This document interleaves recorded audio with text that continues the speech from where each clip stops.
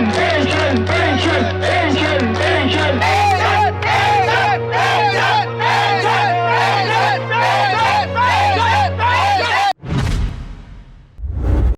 करता हूं मैं ओमराज सरदार आप सभी का आवाज इंडिया के उसी बहुचर्चित शो में जिसका नाम है आवाज आपकी। आज फिर हम लोग संविधान चौक पर आए। कल 14 मार्च से अनिश्चितकालीन आंदोलन शुरू हुआ सरकारी कर्मचारियों का। आज का दूसरा दिन है। महाराष्ट्र में तकरीबन 17 लाख कर्मचारी काम पर तो है लेकिन आंदोलन में शामिल है। पूरी तरह महाराष्ट्र का कामकाज रुका हुआ है। आइए यहाँ के लोगों से बातचीत करते हैं और उनसे जानते हैं कितने दिन तक इसी तरह आंदोलन चलेगा और क्या वाकई में सरकार इनके आंदोलन पर झुकेगी। उन्हीं से बातचीत करके पूछते हैं। तो गवर्नमेंट एम्प्लॉयज़ को कम करके प्राइवेटाइजेशन करेंगे। बीएसएनएल बिक गया, एमएसएमई बिक गई, रेलवे बिकने वाली है। खरीदने वाले कौन है? इनके दोस्त लोग हैं सब। ऐसा है वो सिस्टम। इसलिए वो गवर्नमेंट कर्मचारी एम्प्लॉय का उनको लायबिलिटी चाहिए नहीं, क्योंकि गवर्नमेंट एम्प्लॉय यदि वो नियम से रहेगा तो उसको सारी चीज़ें नियम से देनी पड़ेंगी और इनको कुछ नहीं मिलेगा। वो परेशानी।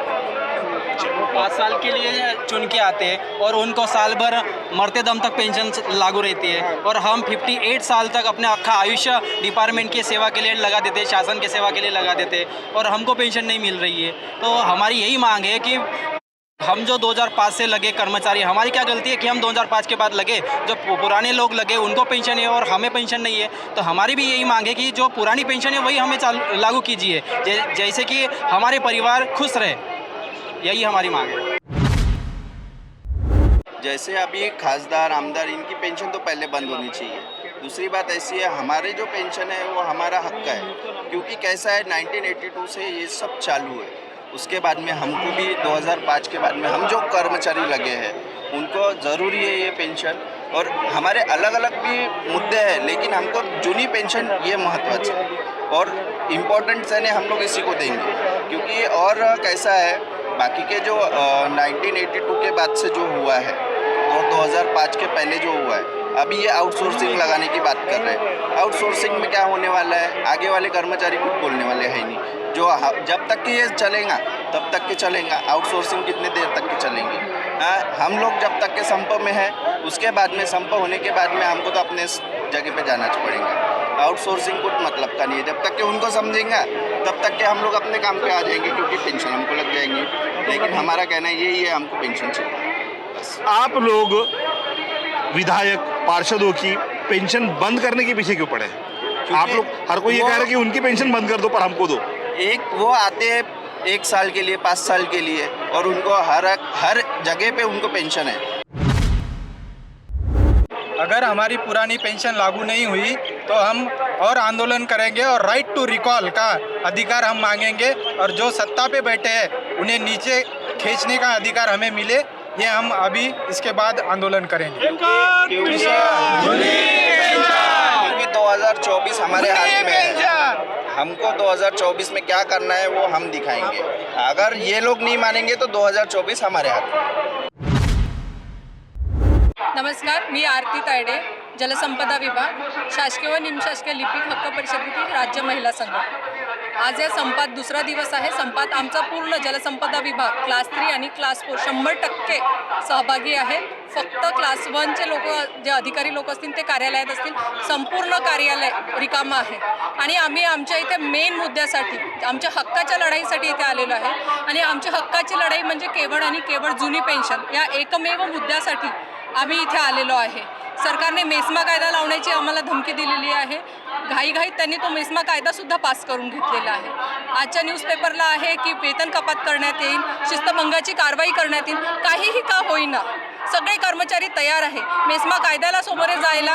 शिस्तभंगाची कारवाई झाली तरी त्याला सुद्धा आम्ही तयार आहे। आमचे पगार कपात झाले तरीही आम्हाला हरकत नाही, पण आम्हाला आमचं भविष्य सिक्युअर करण्यासाठी आज आम्ही ते संपात सहभागी झालेलो आहे। जुनी पेन्शन या मागण्यासाठी मी माझ्यासाठी आलेली नाही आहे, मी त्यांच्यासाठी आलेले आहे की जे मृत कर्मचारी आहे त्यांचे कुटुंब वाऱ्यावर आलेले आहे, त्यांच्यासाठी आम्ही संपात सहभागी झालो। जे चिमुकले मुलं जे आहे, जे रस्त्यावर आलेले आहे त्यांच्यासाठी आम्ही संपात आलेलो आहे। जे माझे पोलीस बांधव रात्रंदिवस उन्हात सगळ्यांची सेवा करतात, पण त्यांना संघटित होण्याचा, संघर्ष करण्याचा आणि युनियन बनवण्याचा त्यांना अधिकार नाही, त्यांच्यासाठी आम्ही संपात आलेलो आहे। त्यांच्या वतीने आम्ही ते संपत आलेलो आहे आणि जोपर्यंत पेन्शन ही मागणी मान्य होणार नाही आम्ही संप मागे घेणार नाही. आपण बघतच आहे की दुसरा दिवस आहे तरी हजारोच्या संख्येने इथे कर्मचारी आहे. उद्या तुम्हाला संख्या याच्यापेक्षा दुप्पट दिसेल. 8 दिवस हो 15 दिवस हो, याच्या आधी 54 दिवसाचा संप घडलेला आहे आणि आम्ही तयार आहोत. 54 का आम्ही 60 दिवसाचा संप करण्यासाठी पण तयार आहे. पण जोपर्यंत शासन आमच्या जुनी पेन्शन या मागणीला मान्यता देणार नाही तोपर्यंत आम्ही संप मागे घेणार नाही. आणि एवढं करूनही जर झालं नाही तर 2024च्या इलेक्शनमध्ये सत्ता परिवर्तन हा एकच मेव आमच्याजवळ उपाय राहणार आहे. त्याच्यामुळे आम्ही जोपर्यंत पेन्शन मिळणार नाही तोपर्यंत संप मागे घेणार.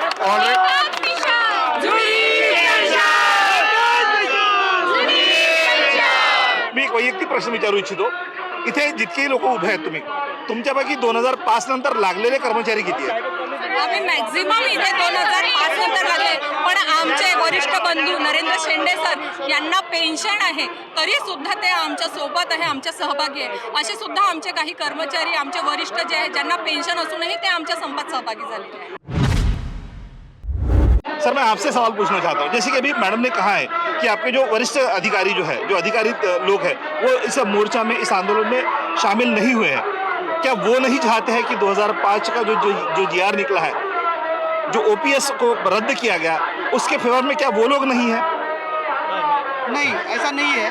उनको भी चाहिए कि हमें भी पेंशन मिलना चाहिए करके. लेकिन क्या होता है उनके आंखों में पट्टी बंधी हुई है कि उनको आज तक के जो इतिहास है जो 1960 से जो महाराष्ट्र में शासन बना हुआ है या फिर उनके जो भी युवा बने हुए हैं तो उनको इतना पता है कि इतिहास ऐसा है कि सिर्फ श्रम करना, आंदोलन करना या फिर जो भी चीज़ें हैं वो सिर्फ कर्मचारी करेंगे और उनको फ्री में मिलेगा और उनको ये पता है.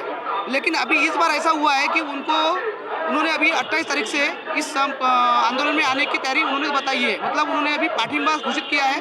सभ्य सभा उनका 28 से होने वाला है. इनडायरेक्टली सपोर्ट उनका है. डायरेक्टली यहाँ पर नहीं आ सकते किसी कारणवश, लेकिन इनडायरेक्टली सपोर्ट है. अच्छा, तो आपका ये आंदोलन वैसे भी अनिश्चितकालीन है. कितने दिन चलेगा इसकी कोई गारंटी नहीं है. एक तरफ जो राज्य की जो सरकार है, फडणवीस शिंदे सरकार है, उनका कहना यह है कि हम लोग पुरानी पेंशन नहीं दे सकते हैं. इस विषय में आप क्या कहेंगे? अभी वो शासन करते हैं, उनको लगता है कि वो एक बार ऐसे बोलते हैं कि नहीं दे सकते, दूसरी बार बोलते हैं कि हम ही दे सकते हैं. तो उनको खुद में समझ नहीं आ रहा है और अभी ऐसा हो रहा है कि उनकी पाँव की ज़मीन जो है ना धीरे धीरे खसक रही है. इसलिए वो ऐसे बेवकूफ़े जो शब्द बोलते हैं. लेकिन उनको देना पड़ेगा और हम छीन के लेंगे और हम तब तक ही नहीं हटेंगे जब तक कि हमको मिलेगा नहीं. और बात ऐसी है कि शिंदे सरकार जो है उनका खुद का भविष्य कुछ नहीं है. और ये आप कैसे कह सकते हैं? हाँ, क्योंकि अभी आपको पता ही है कि अभी एक बड़ी पार्टी को तोड़ के इधर आए हुए हैं. हम ज़्यादा उसमें बोलेंगे कि नहीं, हम कर्मचारी हैं, हम राजनीतिक नहीं है, इसलिए हम क्षमा चाहते हैं कि हम सिद्ध में ना पड़े. लेकिन हम इतना चाहते हैं कि अगर देंगे नहीं तो हम छीन के लेंगे. अभी जो हमारी बहन है उन्होंने बताया कि 2024 में जो इलेक्शन होने वाला है उस समय हम इनको अपनी जगह दिखाएंगे. नहीं, ऑलरेडी हम लोगों ने परिवर्तन के लिए सत्ता परिवर्तित की. हाँ, आज स्थिति ऐसी है कि आंदोलन करने पड़ रहे हैं. हाँ, वही तो. मतलब परिवर्तन किस चीज़ का हुआ है? परिवर्तन कुछ अच्छी चीज़ों के लिए होना चाहिए था. हमारी पेंशन है या तो फिर रुपये अच्छी रोजगारी चीजें, है, शहरों में रोड रोजगारी बन है. रहे हैं, शहरों में गलियां ये तो पहले चमक भी रही बोल है. रहे थे ना, रोड बन ही रहे हैं. और वो तो देखिए रोड बन रहा है तो उसमें हमारे कर्मचारियों का भी हाथ है, क्योंकि हमारा जो इंजीनियर स्टाफ है उसका एस्टिमेट बनाता है. उसके बाद में हम जैसे क्लर्क है उसको टेंडर निकालते हैं. हाँ, इसलिए हम सबका उसमें साथ है. ऐसा नहीं है कि सिर्फ वही बना रहे करके. और सरकार कोई भी रही तो ये सारी चीज़ें होने वाली है. लेकिन उसके साथ में जो समाज को एक सूत्र में बांधने के लिए, मतलब समतोल रखने के लिए ये जो संविधान ने जो बनाया है, संविधान जो बना हुआ है, डॉक्टर बाबा साहब अम्बेडकर ने जो संविधान बना है वो समाज में संतुलन बनाने के लिए, तो उसमें जो पेंशन है, बेरोजगारी है, रोजगार है, मतलब जो समाज को एक सूत्रता में ला सके ऐसी जो सारी स्कीम है उसको बराबर चलते रहना चाहिए. और ये सरकार का काम है. सर, जब आप लोगों ने इस तरह का आंदोलन किया है, हर बार कुछ ना कुछ आपको सरकार की तरफ से आश्वासन मिला है. हाँ. मान लीजिए इस साल भी, इस वर्ष भी, इस वक्त भी आपका जो अनिश्चितकालीन आंदोलन चल रहा है, इस वक्त भी आपको अगर कुछ एक नया आश्वासन मिलता है तो क्या आप लोग सब पीछे लेंगे? बिल्कुल नहीं. अभी हम सिर्फ पेंशन पे ही मानेंगे. जब तक हमको जूनी पेंशन मिलती नहीं है तब तक हम हटने वाले नहीं है. मान लीजिए उन्होंने आपको लिखित तौर पर दे दिया, क्योंकि बहुत सी चीजें लिखित तौर पर दी गई है. मान लीजिए आपको लिखित तौर पर दे दिया और उसका इम्प्लीमेंटेशन हुआ ही नहीं, तो क्या? अब वो उनकी क्या बोलते वो लबाड़ी होंगी. हाँ त्यांनी आम्हाला आता आश्वासन दिलंय आणि त्यांनी जर ते मान्य केलं नाही, ते पूर्ण केलं नाही, तर यानंतरचा पण संप किंवा जे काही आम्ही अगला कदम उठाएंगे वो इससे भी भारी होगा। ये सरकार को मानना ही पड़ेगा। इस बार शासन को हमारे नीचे झुकना ही पड़ेगा और अगर नहीं झुक रहा है शासन तो उसको हम अगले इसमें दिखा देंगे। ठीक है, अभी अगर वो आप बोल रहे हैं कि कोई समिति लाई, ये लाई, वो लाई और अभी झुकने के लिए कहा भी उन्होंने, तो ठीक है, हमारे अगर बुजुर्ग लोग जो वरिष्ठ लोग हमारे संगठन के जो वहाँ पे बैठे हैं मुंबई में, वो जो डिसीजन लेते हैं हम उनका डिसीजन मान्य करेंगे, उनका डिसीजन हमारे सर आँखों पर। लेकिन इसके बाद का अगर उन्होंने हम लोगों का आश्वासन पूरा नहीं किया तो इसके बाद का फिर तो हम दिखाई देंगे। नहीं, क्योंकि ये सरकार ने काफी बार कई लोगों को लिखित तौर पर बहुत कुछ दिया है, स्टैम्प पेपर पर लिख के दिया है, लेकिन उसका इम्प्लीमेंटेशन हुआ नहीं है। मान लीजिए आप लोगों के साथ भी अगर वैसा ही होता है तो क्या? हम नहीं सुनेंगे इस बात। अभी हमारे सर ने कहा है कि हम सत्ता परिवर्तन करेंगे, हम सत्ता परिवर्तन नहीं देंगे। मैडम, आप लोग अगर वोट नहीं दे रहे हैं तो वो भी तो नुकसान ही कर रहे हैं ना आप देश का। तो क्या कर सकते हैं? सरकार हमारी बात मानने के लिए हम देश का पूरी हमारी फैमिली का नुकसान हो रहा है। और हम कब तक सुनेंगे शासन की? अगर वो हमारा नुकसान कर रहा है तो हम भी ये नहीं देखेंगे। पहले देखिए, जो जनता है उनके यहाँ जो मृत कैंडिडेट है उनके क्या हाल हो रहे हैं ये हम लोग देख रहे हैं। आज इतने सारे करोड़ या हजारों में जो संख्या यहाँ पे बनी हुई है, ये किस लिए है? सब लोग जागरूक हो गए हैं अभी, इसीलिए इतना जमाव यहाँ पे जमा हुआ है। इतनी धूप है, इतना, कल तो बारिश भी हुई, लेकिन फिर भी सभी यहाँ से हिले नहीं है। तो कैसा है कि जो सब लोगों एक साथ सब लोग जागरूक हो गए हैं तो उनको अपनी लड़ाई लड़नी है और अभी इस बार तो हम अपनी लड़ाई जीत के ही दिखाएंगे, अभी नहीं तो कभी नहीं। 2024 में दगा देंगे। एक मराठी में नारा है, पेंशन दो नहीं तो घर में बैठो। मेरे को एक ही कहना है सर, आमदार खासदार को पेंशन क्यों? एक ही मुद्दा है सर, आमदार खासदार को पेंशन का बोझा क्यों नहीं बैठ रहा, फिर कर्मचारी को बोझा बैठ रहा है, ये कैसा क्या? उनका सब कौन देगा क्या? आमदार खासदार को पेंशन बंद करो और कर्मचारी को पेंशन लगा लो। हमारा कोई भी कर्मचारी आज मृत होता है, हमारा भाई कोई भी कर्मचारी भाई मृत होता है तो उसको कुछ भी मिलता नहीं है, सिवाय कुछ भी इसके यानी पेंशन का तो विषय है ही नहीं दूर दूर तक।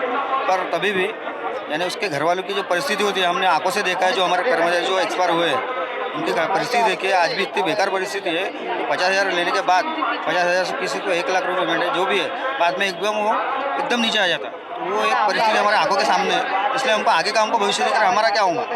तो कुछ भी नहीं है तो क्या करेंगे, घर वाले क्या करेंगे, रास्ते पे जाएंगे, क्या करेंगे? जिसके घर में दो कर्मचारी है तो वहाँ ठीक है, और जहाँ अकेला कमाने वाला है वहाँ क्या करेंगे? वो एक बात है, वो सरकार को मानने को होना, भाई ये हमारे कहना है बस, एक ही मिशन जूनी पेंशन। देखिए,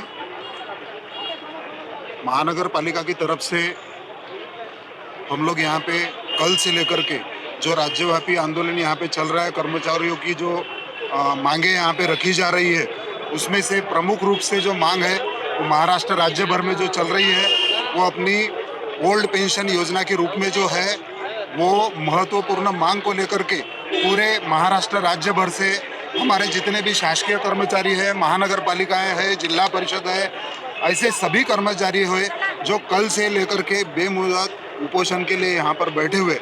हम लोग पिछले 18 साल से इस मुद्दे को लेकर के कंटिन्यू शासन के साथ में जो पत्र व्यवहार है वो कर रहे हैं, लेकिन आज तक उसका कोई भी नतीजा शासन ने नहीं निकाला।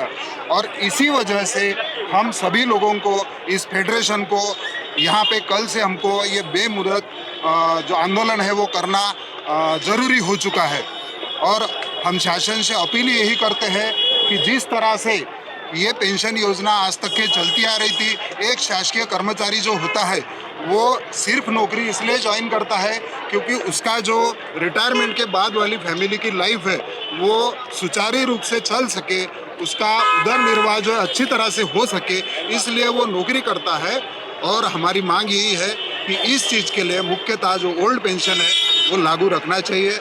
हम अपील करते हैं शासन से कि इस आंदोलन को बंद करने के लिए जल्द से जल्द वो निर्णय लेंगे, ऐसी अपेक्षा भी हम उनसे रखते हैं। मतलब तब तक आंदोलन चलते रहेगा जब तक आपके पक्ष में कोई निर्णय नहीं होता है। जी बिल्कुल चलता रहेगा, क्योंकि ये बेमुदत आंदोलन है, इसकी कोई सीमा नहीं है। और सीमा मैंने जैसे कि पहले ही कहा है कि पिछले 18 साल से पत्र व्यवहार हो रहा है, उन्होंने हमको आश्वासन पे आश्वासन देते रहे हैं, लेकिन नतीजा आज तक कुछ भी नहीं निकला है। और वो नतीजा नहीं निकलने के कारण ये कदम जो है फेडरेशन को उठाना पड़ा है। बहुत बहुत शुक्रिया। तकरीबन 18 सालों से इनका इसी तरह से आंदोलन चल रहा है। ये सिर्फ एक विभाग नहीं बल्कि महाराष्ट्र के सभी विभाग के कर्मचारी पुरानी पेंशन के लिए आंदोलन करते हैं, लेकिन सरकार के कान पर जू तक नहीं रह गए। क्या इस आंदोलन का सरकार पर असर होगा, और होगा तो किस हद तक होगा, बहुत बड़ा सवाल है। इसी सवाल के साथ दोस्तों रुकते ही मिलते हैं अगले एपिसोड में। जुड़े रहिए आवाज़ इंडिया के साथ और देखते रहिए आवाज़ इंडिया टीवी।